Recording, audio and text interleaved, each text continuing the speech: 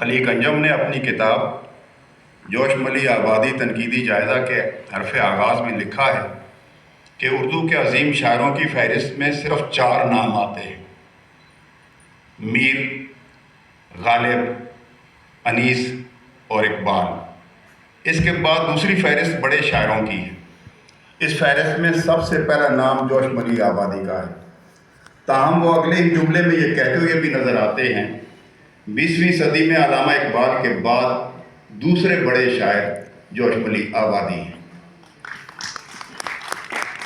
جوش، جنہیں 20ویں صدی کا دوسرا بڑا شاعر کہا گیا ہے، میری نظر میں اردو شاعری کے ان ممتاز شعراء میں شمار ہوتے ہیں جنہوں نے شاعری کے فن کو محض جذباتی اظہار کی بجائے فکری اور انقلابی جہت عطا کی۔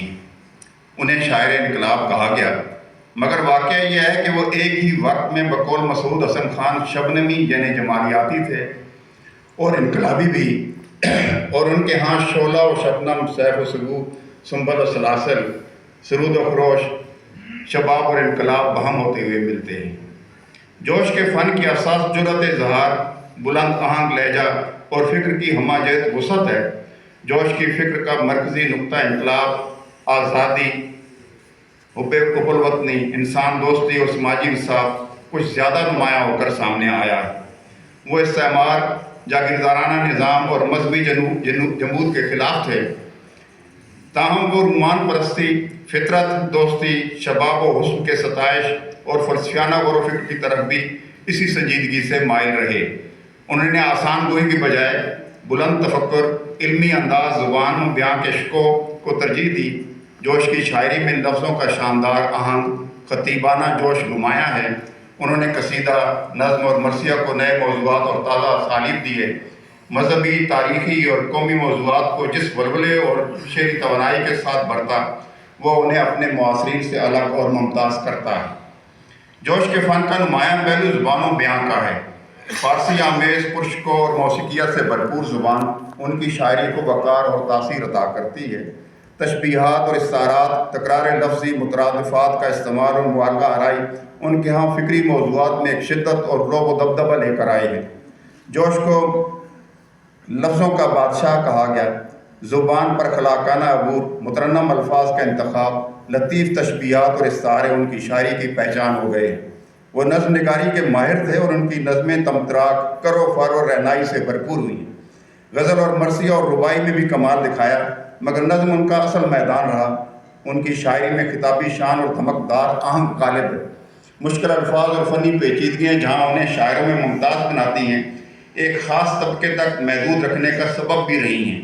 رامش و رنگ، شعلہ و شبنم، عقائد و حرف و عقائد، فکر و نشاط، جنون و حکمت، طلوع فکر وغیرہ سے لے کر میمل و جرس تک چلے ہیں، اور ان کی بدنام زمانہ خود نوشت یادوں کی بارات سے لے کر فکر و نظر اور حال ہی میں شائع ہونے والے انٹرویوز کی کتاب پڑھ ڈالیں، آپ کا سامنا اس جوش سے ہوگا جو آپ کو فکری سطح پر دم سادے بیٹھنے نہیں دے گا، کچوکے لگائے گا، اشتعال دلائے گا اور آپ کی پوری توجہ ہتھیا لے گا۔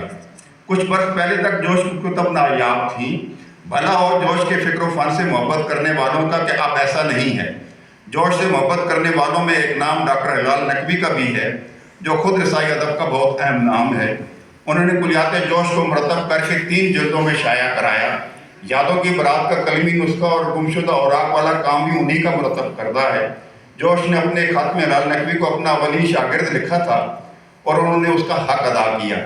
جوش ملی آبادی انٹرویو اور مکالمات ان کا تازہ کارنامہ ہے، جس میں جوش کا وہ شورۂ آفاق انٹرویو بھی شامل ہے جو ریڈیو پاکستان کے لیے شاہ حسین عطا نے 1974 میں لیا تھا۔ اس انٹرویو کو جوش کی زندگی میں نشر نہیں ہونا تھا، لیکن چند ہی ماہ بعد اس کا ایک حصہ منظر عام پر آیا اور ہنگامہ برپا کر گیا۔ بقول ہلال نقوی، جب وہ اس کتاب کو مرتب کر رہے تھے تو انہیں جوش صاحب کی معصومیت پر حیرت ہو رہی تھی اور ان کی سادگی پر رونا بھی آ رہا تھا کہ وہ جانتے ہوئے بھی یہ نہیں جان پا رہے تھے کہ اس معاشرے میں اتنے صاف کھرے اور دو ٹوک انداز میں افکار و خیالات کا اظہار ایک قیامت اٹھا سکتا ہے۔ ریڈیو پاکستان والے انٹرویو سمیت اس کتاب میں 28 انٹرویوز ہیں جو ان کی فکر اور تصور فن کے ہر پہلو کو زیر بحث لاتے ہیں۔ مثلاً شفیع عقیل کے ایک سوال کا جواب دیتے ہوئے 25 برس تک غزل کہنے والے جوش गज़ल जैसी तहजीबी सिन्फ को गैर फितरी सिन्फ सुखन कहते मिलेंगे। और सिमत प्रकाश समेत शौक के सवाल के जवाब में इस बात की तकरार के बाद ये इजाफा करते मिलेंगे कि अगर गज़ल में थीम पैदा करके तसलसल बख्श दिया जाए तो ये बहुत दिलनशीं सिन्फ है। एक गुफ्तगू में उन्होंने कहा, जज्बे की पुष्ट पर अगर इल्म नहीं है तो शेर चलेगा नहीं, सिर्फ जज्बे के भरोसे से कुछ दिन हो लीजिए। ये उन्होंने रागी मुरादाबाद वाले इंटरव्यू के मुकालमे के 5वें हिस्से में कहा था, जबकि इसी मुकालमे के चौथे हिस्से में अपने दोस्त सैयद मौदूदी की सोबतों को याद करते हुए उन्होंने कहा, अबुल आला जिंदा आदमी थे, क्लीन शेव रहते थे, हम लोगों की सोबत में उठते बैठते थे, जब से इस्लाम हो गया है तो खराब हो गए हैं। नरेश कुमार शाह से कलाम करते हुए जोश ने फरमाया, खुदा बड़ी कलर्ड टर्म है और इसका कंसेप्शन मुख्तलिफ ज़हनों में मुख्तलिफ है। खुदा मेरे नज़दीक एक इल्लत और मालूल यानी तमाम इल्लतों की इल्लत है, और ये भी कि खुदा के वजूद का इकरार और इनकार दोनों गैर मुस्तासन हैं। सलीम अहमद ने अपने एक मजमून में कहा था कि इकबाल की शायरी का अगर मरकजी मसला खुद ही है तो जोश की शायरी का बुनियादी मसला खुदा है। शायद इसीलिए मुस्तफ़ा ज़ैदी ने जब ये पूछा कि जिन अकायद को आप नहीं मानते उन्हें अपनी शायरी में क्यों बरतते हैं, तो जोश का जवाब था, ज़ोर बयां के लिए और शायरी में रंग भरने के लिए। इसी इंटरव्यू में एक और सवाल के जवाब में कहा, इश्क के मैनी हैं सिर्फ जिनसी ताल्लुक। नरेश कुमार शाह ने पूछा, आपकी रूमानिया और इश्किया शायरी में सोज़ो गुदास की कमी क्यों है? जवाब में जोश ने फरमाया, इसकी जिम्मेदारी मेरे कामरान इश्कों पर है। और इस पर इजाफा किया, 18 बड़े इश्कों में से 17 इश्क ऐसे हैं जिनका महबूबों की तरफ से भरपूर जवाब आया था।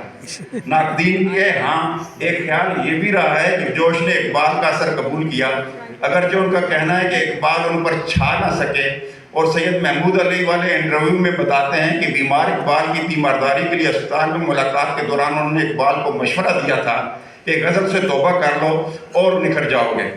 एक और मुकालमे के दौरान आलिया इमाम ने जब पूछा कि जोश साहब, चांदनी रात में अगर बीवी का साथ हो तो कैसा लगेगा, जोश गोया हुए जैसे कफन ओढ़े हुए हैं, फिर कहा, अगर औरत का हुस्न खराब करना है तो निकाह कर लो। आदमजी साइंस कॉलेज कराची के तलबा ने जब जोश साहब से सवाल किया कि आपकी ज़िंदगी में तो सब कुछ है, हुस्न, इज़्ज़त, शोहरत, दौलत, फिर आप ज़माने से खफा क्यों हैं, तो उनका जवाब था, दुख जिंदगी की नस नस में समोया हुआ है, जैसे मारवाड़ी की दुल्हन के हर पौर में छले। तो यूं है कि इस किताब में जोश साहब का हर रंग मिलेगा। जुबान पर मुकम्मल कुदरत रखने वाला शायर, खुदा को इल्लतुल अस्ल मानने वाला मुतशक्किक, यादों की बारात में जो जी में आया लिख डालने वाला सफाक नसार, अपने अफकार और ख्यालात से दूसरों को कचौके लगाने वाला आलम, और अपनी ज़िंदगी की नस नस में दुख पालने वाला तख्लीकार। मुकम्मल जोश को समझने के लिए उनकी शायरी और खुदनविश के साथ डॉक्टर इलाल नकवी के मुरतब की हुई इन इंटरव्यूज़ का मुताला भी बहुत अहम हो जाता है। आपका बहुत शुक्रिया।